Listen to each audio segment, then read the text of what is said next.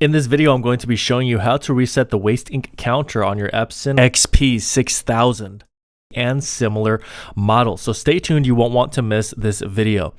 Hey, what is going on? The printer guy here. All right, so jumping right into the video, what we need to do is actually go to inkchip.net and click on WIC. There will be a link for it down in the description below, but basically we're going to download the software. You do need a Windows computer for this.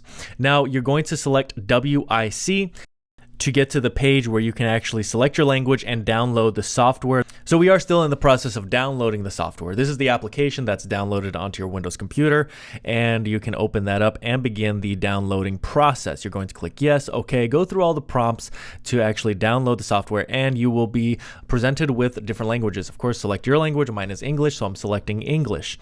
Once I've done that, I now have this application that will be opened on my computer, and I'm going to select my specific printer model.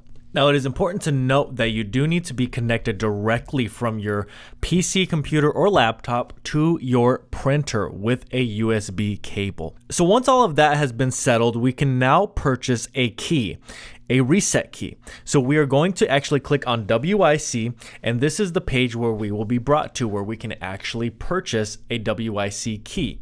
Now you can use discount code BESTPRINTERS for 10% off. I highly encourage you to do that. Now this key is going to cost you about $9 after the discount, and so you're going to purchase it. You are going to then receive an email with the actual key. You are going to copy this key and go back to your software, your application that's been downloaded.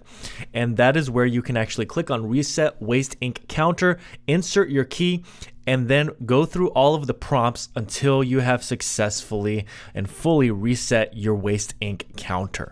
All right, so once you have gone through the entire process, your printer may have reset. You can actually click on Read Waste Ink Counter, and you should show all zeros on all three categories, and that will show and indicate to you that you have fully reset the waste ink counter on your Epson XP-6000. Again, remember to use inkchip.net and the promo code BESTPRINTERS for 10% off. Thank you so much for watching until the end of this video. I handpicked 2 videos that are here on the screen for you to watch next.